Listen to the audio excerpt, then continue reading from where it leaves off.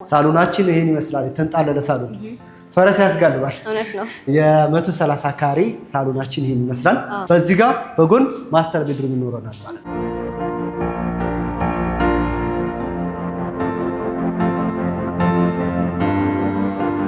ይሄኛውን ግን ይዘን የመጣ ነው ዛሬኛ በፍሎር አንድ አባወራ ብቻ የሚኖርበት ቤት ነው ይዘን የመጣ ነው።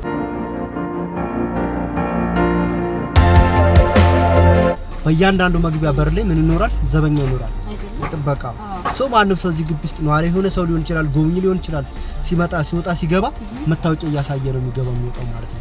ይሄ ፕራይቬሲ በጣም የተጠበቀ ነው። በ3,600,000 ብር የባለ ሁለት መኝታ የቤት ባለቤት መሆን ይችላል ማለት ነው። ምናልባት የቤት ባለቤት መሆን ይችላል። በ30% ሰባውን ቀስ ብሎ ነው የሚከፍለው። በ4 በ5 ዙር ነው የሚከፍለው። ሌላኛው ባለ 3 መኝታ ነው። የባለ 3 መኝታው ካሬው እንደነገርኩሽ 130 ካሬ ነው። እሱም ብቻሽ ነው በፍሎር ላይ አንድ የሚኖረው። የዚህ ጠቅላላ ዋጋ ወደ 14 ሚሊዮን ብር ነው።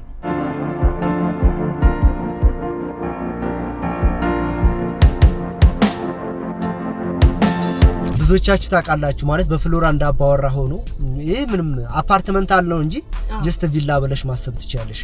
ሶ በፍሎር አንድ አባወራ ምንም ሰው ያልበዛበት ክላስ በሆነ መንደር ውስጥ 12 ሚሊዮን ብር ባለ ሁለት መኝታ ትልቅ እድል ነው። በዚህ ሰዓት ቪላ ስንት እንደሚሸጥ እናውቃለን። 50-60 ሚሊዮን ብር ነው እየተሸጠ ያለው በካሽ ማለት ነው። በባንክ ደግሞ 70-80 ሚሊዮን ብር ነው እየተሸጠ ያለው። ሶ ይህ ባለ ሁለት መኝታ እንደነገርኩሽ ቶታል ፕራይሱ ወደ 12 ሚሊዮን ብር ይሆናል።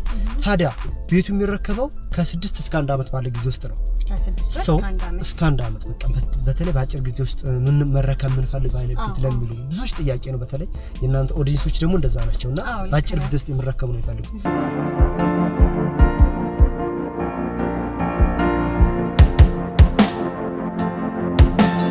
ሰላም ውድ የማዕዘን ሊስቲንግ ቤተሰቦቻችን እንዴት ናችሁ? ዛሬ ደግሞ በብዙዎቻችን ዘንድ እጅግ ተፈላጊ ወደ ሆነው ቦሌ ቡልቡላ ጎራ ብለን እጅግ በሚያምር ኮምፓውንድ ውስጥ ደግሞ የሚያማምሩ አፓርትመንቶች ይሸጣል የሚል ነገር ሰምተን የመጣ ነው። እስቲ ውስጥ ያለውን ነገር እናያለን። አብራችሁን ቆዩ። ሰላም ማዕዘኖች፣ እንኳን ደህና መጣችሁ። ሰላም ናችሁ? እንደነሽ መቼም በዚህ ሰዓት ቡልቡላ ላይ የሚወራው ወሬ ሰምታችሁ ነው ዛሬ መጣችሁ። በዚህ ሰዓት ከተማውን ያጥለቀለቀው ያው የቡልቡላው ሳይት ነው። እውነት ነው። እሱ ነገር ሰምቼ ነው እኔም የመጣሁት። ሜትሮ ሪል ስቴት ይባላል። እንግዲህ ያንዳንዱ ኩባችን ምን ይመስላል የሚሆን ዲቴይል የምናየው ይሆናል ማለት ነው። እሸቴ ይባላል። የሪል ስቴት የሽያጭ አማካሪ ነኝ። በዚህ ሰዓት ምናልባት በሁሉም ሚዲያ ላይ በሶሻል ሚዲያዎች ማለት ነው በዩቲዩብ ሊሆን ይችላል፣ በቲክቶክ፣ በፌስቡክ በተለያየ ሚዲያዎች ላይ ሲንሸራሸር የነበረው የቡልቡላው ሳይት የሚባለው ነው። የቡልቡላው ሳይት ምናልባት ቡልቡላን ብዙዎቻችን የምናውቃት ለመኖሪያ በጣም ተመራጭ በጣም አመቺ በዚህ ሰዓት ደግሞ አዲስ አበባ ውስጥ በጣም በፈጣን እድገት ላይ ካሉ ከተሞች መካከል አንዷ ቡልቡላ ነች። ለመኖሪያ በጣም ጸጥ ያለ ክላስ የሆነ ሰው የሚኖርበት መንደር ነው እና ታዲያ ይህ ዛሬ በጣም መነጋገሪያ የሆነው ሪል ስቴት በዚህቹ በቡልቡላ ላይ ወደ 60,000 ሜትር ስኩዌር ላይ የሚያርፍ በአጠቃላይ ኮምፓውንድ ማለት ነው። ምናልባት ከዚህ በፊት እናንተ ስታቀርቡ ምናልባት እንደዛ አይነት ሳይት የመጀመሪያችሁ ሊሆን ይችላል። በነገራችን ላይ ወደ 60,000 ካሬ ላይ የሚያርፍ ኦልሞስት ከ75% በላይ ተገንብቶ የተጠናቀቀ ነው። ሽያጩም እንደዛው ከ75% በላይ ገንብተን ያስረከብነው ኦልሞስት አሁን ላይ ወደ 25% ነው ሽያጭም ግንባታ ነው የሚቀረው። እንዴት ነው መሰለሽ ከዚህ በፊት ኮምፓውንድ አስረክበን ወይም ገንብተን ወይም ደግሞ ለሽያጭ አቅርበን እናውቃለን። ይሄኛው ለየት የሚያደርገው ምንድነው? አፓርትመንቶቹ G+3 ናቸው። ምናልባት ከዚህ በፊት አፓርትመንት ሲባል የምናውቀው G+20 G+30 በፍሎር 10 ቤት 8 ቤት ያላቸው አፓርትመንቶች ነው። ይሄኛውን ግን ይዘን የመጣ ነው ዛሬኛ በፍሎር አንድ አባወራ ብቻ የሚኖርበት ቤት ነው ይዘን የመጣ ነው። በጣም ተወዳጅ የሆነ አፓርትመንት ነው። በጣም ተወዳጅ የሆነ በአጭር ጊዜ ውስጥ ተገንብቶ ለደንበኞች የሚደርስ ይዘን የመጣ ነው። በጣም ለግዠሪ ናቸው። ምንድነው ቅድም እንዳልኩሽ ኮምፓውንድ እንደመሆኑ ለየት የሚያደርገው ክላስ የሆነ ሰው የሚኖርበት መንደር እና ቅድም ምናልባት መግቢያ ላይ እንዳይሽው ምንድነው በጌትድ ኮምፓውንድ ነው። ጌትድ ኮምፓውንድ ማለት ምን ማለት ነው? ግቢው በአጠቃላይ 3-4 በር ነው የሚኖረው። በእያንዳንዱ መግቢያ በር ላይ ምን ይኖራል? ዘበኛ ይኖራል። ጥበቃ ማንም ሰው እዚህ ግቢ ውስጥ ነዋሪ የሆነ ሰው ሊሆን ይችላል፣ ጎብኚ ሊሆን ይችላል። ሲመጣ ሲወጣ ሲገባ መታወቂያ እያሳየ ነው የሚገባው የሚወጣው ማለት ነው። ይሄ ፕራይቬሲ በጣም የተጠበቀ ነው። ይህን ነው በጣም ተወዳጅ ያደረገው። ማንም ክላስ የሆነ ሰው የሚፈልገው አይነት ሰው ነው። ማንም ሰው ቤት አፓርትመንት ሲገዛ ፕራይቬሲ ይፈልጋል። መግቢያ ላይ ልግባ ሲል ማን ፈልገህ ነው ተብሎ ነው መታወቂያ አሳይቶ ወይ መታወቂያ ሲዞሩ ወደዚህ ግቢ ዘመድ ሊጠይቅ ነው ማለት ነው። በጣም ይሄ ለየት ያደርጋል ማለት ነው። እና እዚህ መንደር ላይ ምንድነው ይሄ ኮምፓውንድ በዚህች ተወዳጅ በሆነች ቦታ ላይ ቡልቡላ ላይ ማለት ነው ይሄን የመሰለ ኮምፓውንድ አፓርትመንት አቀርበንላቸዋል ማለት ነው። ቅድም እንደነገርኩሽ መግቢያ ላይ ከ75% በላይ ተገንብቶ ተጠናቋል። ከ75% በላይ ተሸጧል። ሙስታውን 25% ነው የሚቀረው። እና በዛሬው ዕለት ደግሞ በዚህ ነው የመጣችሁበት አጋጣሚ ጥሩ አጋጣሚ ነው። በሚገርም ቅናሽ ይዘን መተናል። ይህ ቦታ ምን መሰለሽ በጣም ተወዳጅ የሚያደርገው ነገር ከሌሎች ካሉ ከተባሉ ሰፈሮች ለየት የሚያደርገው ኤርፖርት አየር መንገድ ከዚህ ቢያንስ 2-3 ኪሎ ሜትር ነው የሚርቀው። በጣም ለኤርፖርት በጣም ቅርብ ነው ማለት ነው። ለሁሉም ቦታዎች አመቺ ነው። ለሁሉም በቅርብ ርቀት ነው የሚገኘው። ሜክሲኮ ቦሌን ብንወስድ ጀስት ከሁሉም ጋር በቅርብ ርቀት ላይ የሚገኝ ሎኬሽን ላይ ይዘን የመጣ ነው ማለት ነው። ስለዚህ ሴንተሮቹን አሰባችሁ ነው መሀል ላይ ገነባችሁ። በጣም ሰዎች ይወዷቸዋል ማለት ነው። እና እዚህ መኖሪያ አፓርትመንት ውስጥ ለመግዛት ይሄንን ያየ ሰው ማንም ወደ ኋላ አይልም። ለዛው ነው በዚህ ሰዓት በጣም መነጋገሪያ ነው።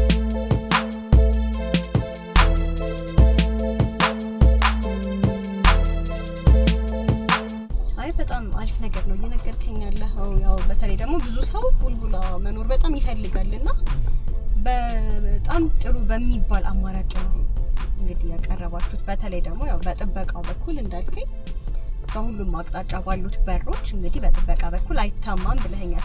ታዲያ ይሄን ሁሉ ነገር ነግረኸኝ ያላችሁ የካሬ አማራጭና የመኝታ ቤቶቹን እስቲ ንገረኝ። እሺ በጣም አሪፍ ጥያቄ ነው። ብዙዎች ጥያቄ ነው። ብዙዎች ጋር መድረስ ያለበት ጥያቄ ነው። እንደነገርኩሽ ምንድነው ጂ+3 ናቸው። ከዚህ በፊት ጂ+3 የምናውቀው ቪላ ወይም ደግሞ ታውን ሃውስ ምናምን ጂ+3 አፓርትመንት አይቻልም። እነዚህ ጂ+3ዎች ጂ+3 ብቻ አይደለም፣ በፍሎር ደግሞ አንዳንድ ቤት ነው ያለው። በፍሎር አንድ አባወራ በጣም መታወቂያ የታወቀው እንዲሁም ደግሞ እኔ ብዙዎች እየደወሉልኝ ጠይቁ ሌላ ቦታ ሰራ በፍሎር አንድ አባወራ የሚሸጥበት አፓርትመንት የት ነው ብሎ ነው ጠይቁኝና እውነት ነው በቃ ስሙ አፓርትመንት ተባለ እንጂ በፍሎርሽ ላይ ከማንም ጋር ተነካቸው አንድ ብቻ ነው። ከማንም ጋር ደግሞ እንደዚህ አልተለመደም። አፓርትመንት ብዙዎች ቪላ መስራት መሬት መገንባት ምናምን የሚፈልጉት ከሰው ጋር መነካካት ምናምን ስለማይፈልጉ የኛ ጂ+3 ሆኖ በፍሎር አንዳንድ ቤት ነው ያለውና ይሄ በጣም ተወዳጅ ያደርጋል።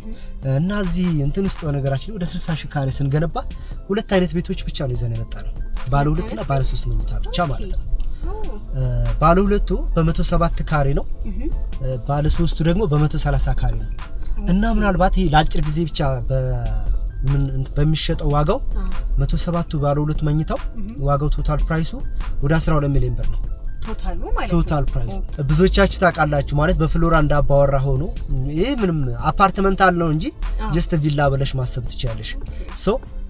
በፍሎር አንድ አባወራ ምንም ሰው ያልበዛበት ክላስ በሆነ መንደር ውስጥ 12 ሚሊዮን ብር ባለ 2 መኝታ ትልቅ እድል ነው። በዚህ ሰዓት ቪላ ስንት እንደሚሸጥ እናውቃለን። 50-60 ሚሊዮን ብር ነው እየተሸጠ ያለው በካሽ ማለት ነው። በባንክ ደግሞ 70-80 ሚሊዮን ብር ነው እየተሸጠ ያለው። ይህ ባለ 2 መኝታ እንደነገርኩሽ ቶታል ፕራይሱ ወደ 12 ሚሊዮን ብር ይሆናል። ታዲያ ቤቱ የሚረከበው ከ6 እስከ 1 አመት ባለ ጊዜ ውስጥ ነው። እስከ 1 አመት በቃ በተለይ በአጭር ጊዜ ውስጥ ምን መረከብ ምን ፈልግ አይነት ቤት ለሚሉ ብዙዎች ጥያቄ ነው። በተለይ የእናንተ ኦዲየንሶች ደግሞ እንደዛ ናቸውና በአጭር ጊዜ ውስጥ የሚረከቡ ነው ይፈልጉ።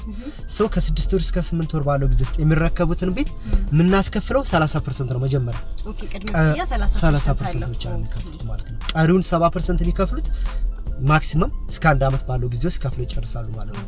ስለዚህ ይሄ ታዲያ 30% ስንት ይመጣል ብለን ስናይ የባለ 2 መኝታው ማለት ነው ወደ 3 ሚሊዮን 600 ሺህ ብር አካባቢ ነው። ስለዚህ ቅድመ ክፍያው ማለት ነው 3 ሚሊዮን 600 ሺህ ብር ብቻ ከፍሎ እዚህ ኮምፓውንድ ውስጥ እዚህ መንደር ውስጥ እዚህ ክላስ በሆነ ሰፈር ውስጥ ሁሉ ነገር ፕራይቬት ሰኪዩርድ በሆነ ኮምፓውንድ ውስጥ በ3 ሚሊዮን 600 ሺህ ብር የባለ 2 መኝታ የቤት ባለቤት መሆን ይችላል ማለት ነው።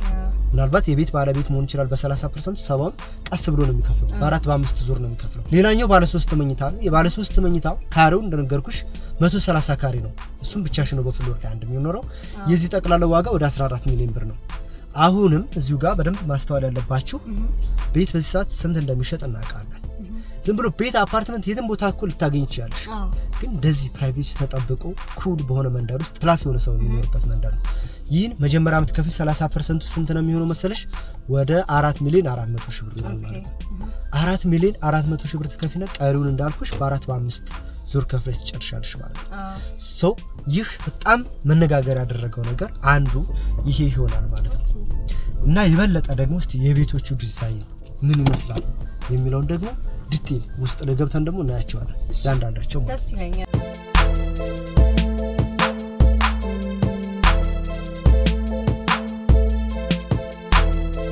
እሺ እንዴት አየሽው እስካሁን ያለው ነገር? በጣም ያምራል። ከዛ ላይ ጸጥ ያለ ነው። ጸጥ ያለ ነው። ለመኖር ከመግቢያ ጀምሮ ያለው ነገር ኩል ነው በጣም። ዛሬ አንቺ ራሱ ገዝተሽ ትይያለሽ። አይቀርም። እንደገና ደግሞ ለየት የሚለው አይተሻቸው ከሆነ ምናልባት ከዛ በሙሉ ሁሉም ተመሳሳይ ነው ከለራቸው።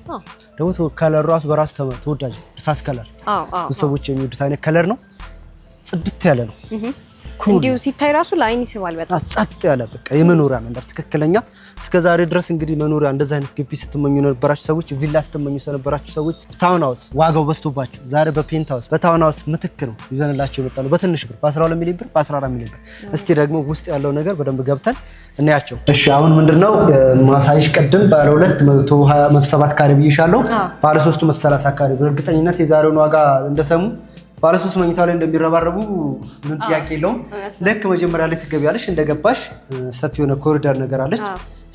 በፊት ለፊትሽ የምታገኙው ምንድነው ኪችን ነው የምታገኙው። ምናልባት ይሄ ዲዛይን ምንድነው ለየት የሚያደርገው ነገር ከዚህ በፊት በር ከፍተን እንደገባን የምናገኘው ሳሎን ነው አይደል?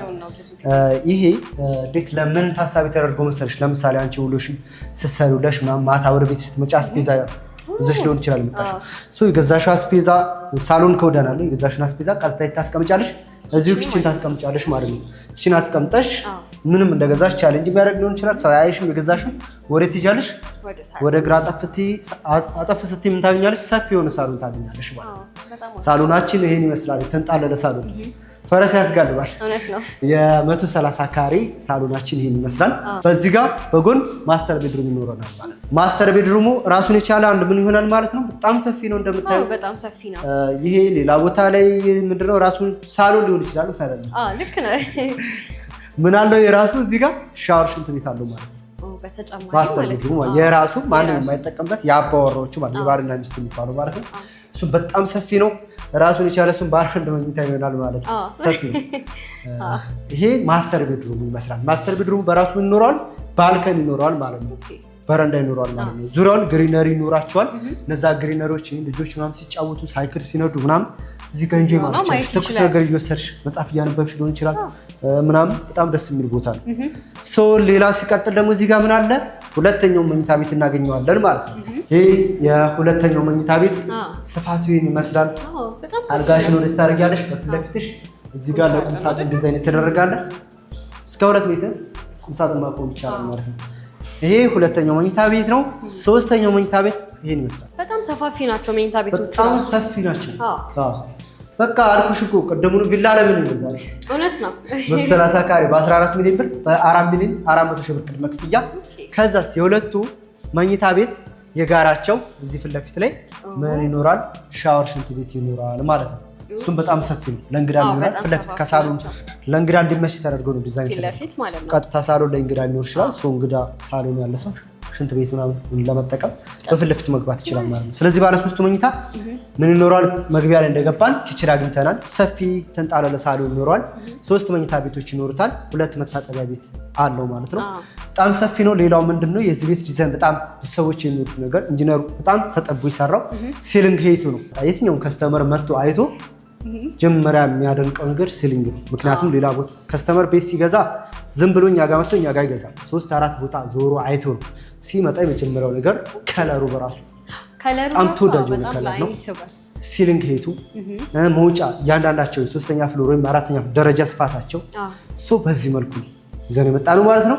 ቪላ አለሚኔ የተባለ አፓርትመንት +3 በፍሎር 1 አባወራ ቤት የመጨረሻ እድል እንግዲህ በጣም ይሄ ካምፓኒ በጣም ግዙፍ የሆነ ካምፓኒ ነው። ከ75% በላይ እዚህ 60 ሺህ ሜትር ስኩዌር ላይ ገንብቶ አስረክቧል።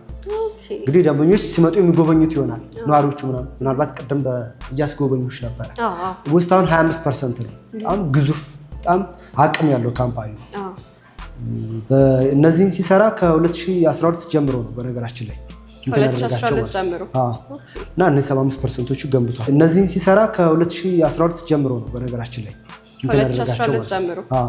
እና እነዚህ 75%ዎቹ ገንብቶ አስረክቧል። ደንበኞችም እዚሁ የገዛ ሰው ነው ድጋሚ እየገዛ ያለው ለሳን ከዚህ በፊት በጣም ሚዲያ ላይ ወጥቶ አያውቅም።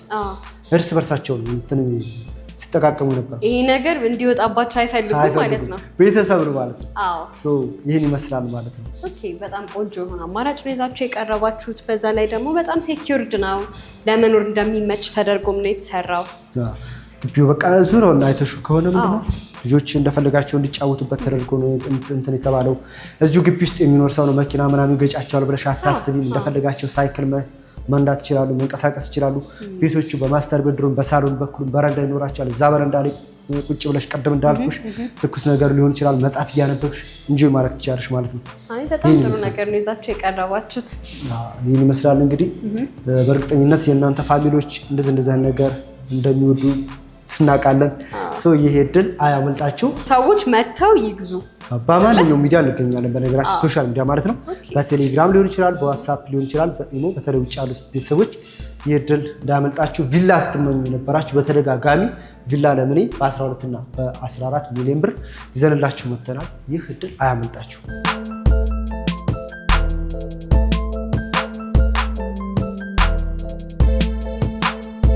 እስካሁንም ያዩት በጣም ጥሩ ነገር ነው። በዛ ላይ በጣም ጥሩ ነገር ነው እየነገርከኝ የነበረው። ከፊት ለፊቴ እዚህ የኮንስትራክሽን ስራ ላይ ያሉት እንትኖች ይታዩኛል። ምንድን ናቸው እነዚህ? ቅድም እንግዲህ እንደነገርኩሽ ምንድነው ኦልሞስት አሁን ላይ ወደ 25% ያው እንትን የተወሰነ ለማስረከብ የሚቀሩን ቤቶች አሉ።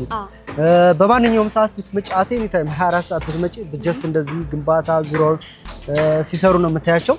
እነዚህ ቤቶች አሁን እንግዲህ ምናልባት ከዚህ በእነዚህ 2-3 ወር ውስጥ ነው እዚህ ግንባታ ላይ የደረሱት። አሁንም ለሽያጭ እዚህ ላይ በጣም ብዙ ቤቶች ይኖሩናል አይደለ? አዎ እዚህ ላይ ያሉት ባለ 2ም ባለ 3ም ማለት ነው። በተመሳሳይ ቀደም ውስጥ ላይ ገብተን ባይ ነው በ2-3 ወር ውስጥ እዚህ ላይ ያደረስናቸው ናቸው። አሁንም ምናልባት ማክሲመም ከዚህ በኋላ ነው እነዚህ ነው ከ6 እስከ 1 አመት ባለ ጊዜ ውስጥ የምናስረክበው ብለን ያወጣናቸው። ይሄኛው ብሎክና ያንኛው ደግሞ ይታይሻል። እዛኛው ላይና እዚህ ላይ ናቸው ማለት ነው የተወሰኑ የሚቀሩን ቤቶች ማለት ነው።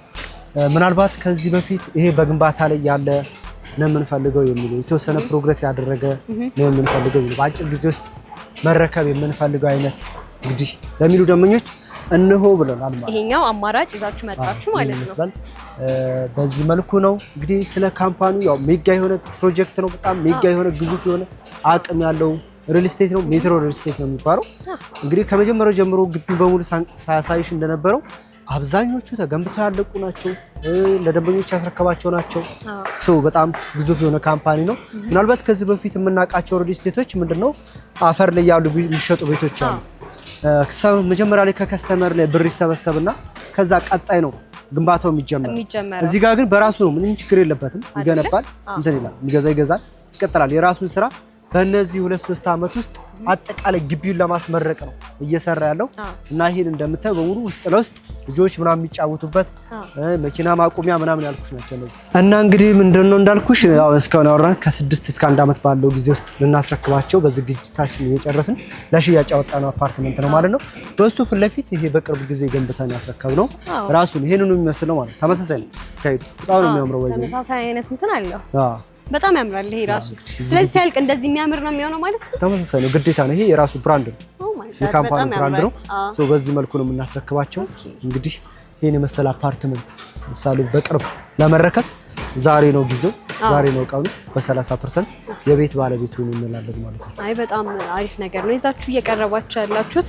በተለይ ደግሞ በጣም ሰው እንደሚፈልገው አይነት ነገር፣ በዛ ላይ ሰው ወደሚፈልገው ሰፈር እንግዲህ ቡልቡላ በጣም ተወዳጅና ተፈላጊ ሰፈር ነውና እንደዚህ አይነት አማራጭ ይዛችሁ መቅረባችሁ በጣም አስገራሚና እጅግ ደስ የሚል ነገር ነው። እንግዲህ ያው እድለኛ የሆኑት ይምጡና ይግዙ ነው። ስለመረጥሽው፣ ደስ ስላለሽ፣ ስለወደድሽው እናመሰግናለን። እኔም አመሰግናለሁ።